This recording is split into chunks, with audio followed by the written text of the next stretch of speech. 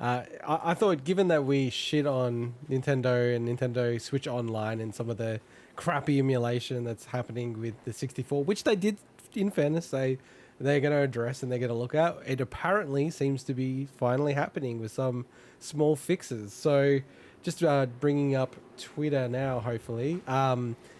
This Twitter user, Oatmeal Dome, who has done some random stuff in the community in that space, actually loaded in like a save to get right to the water temple and some other parts of the game to see what they look like, and was able to confirm that it does look like there are some small fixes. So there's no fog in this scene. There should be, but it looks a hell of a lot better than what it did before. And the biggest problem with this as well is that from a mechanic standpoint, it broke that fight because you need to be able to see the reflection of Shadow Link to really do that fight well. So wow. Yeah. So and you know, there's a few other games, you know, I know with Paper Mario there's some broken components to it where if you save in certain sections it will just crash the game out and you just can't continue.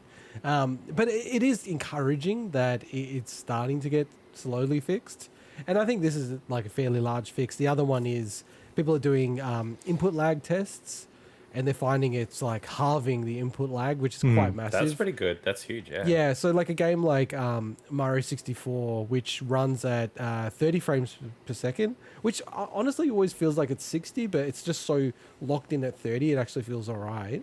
That has been dropped by like about 20 ms. So it's like, you know, more than, like, it's within the frame of like the actual game. So, you know, it's like one whole frame less in terms of lag, which is, you know, I think it's at a point now, you know, in the emulation in general. I played a bit of Banjo-Kazooie.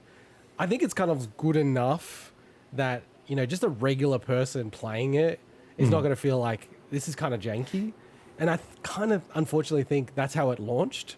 Like, even a regular person would be like, dude, this is kind of like shit. Like, what the hell's going on with this? Like, you know, you play through Zelda, you're like, what the fuck? Like, this doesn't actually work. I can't even beat this thing. So I think it's really encouraging. Like, as I said, I think we've got to shout it out because we did slam them when it came out. And some cool games are coming they deserve out. to be slammed, I think. Yeah, I think I mean, if you're going to release something as big as that and you're going to charge people for it, then you better damn do it properly. Not a half-assed job where you don't test half the shit and you just expect people to lap it up. Yeah, and also they the deserve fact the in hate. the US, not here, but in the US, it was not just double the price. It was like 2.5 times, which is just like still unbelievable to me. Atrocious Like, if you don't actually deliver a good product. yeah. And then next month they're releasing Majora's Mask, which I've never actually played and beat. So I'm really keen to, like, maybe this is the way that I'll do it. I'd prefer to play it on my 64, which I actually have in my garage, but I don't have a good setup to my monitor and CRT for that. So yeah, and actually I don't have that game on cartridge, so that's probably the biggest impediment. That's probably a I'll big... just grab it off my shelf. Sure. We'll just pass it through the podcast. I need to get myself like a FrameMeister or something to play my 64. So. That's true. Oh no, well, like, that's that special one that they released. I forget what it is. The 64 specific device that plugs into a HD. You don't even need to do that now. You just need to get a RetroTink 5X. That's what I meant. That's the latest and greatest in that space. But everyone's raving about that. From Mike Chi, good guy. Reached out to him a few times. But they also did confirm. So there's a data miner, LuigiBlood, who confirmed that the ROMs haven't been changed. They haven't manipulated the ROMs. So it very much does seem like it's the actual emulator that's getting improved. So I think it's positive. Look, like I always say about the 64 library, it's quite like narrow compared to other libraries like the SNES and NES. I know Swinny and I argue about this a little bit, but I just think that there's not that many games that they can actually release on the 64 that they have access to.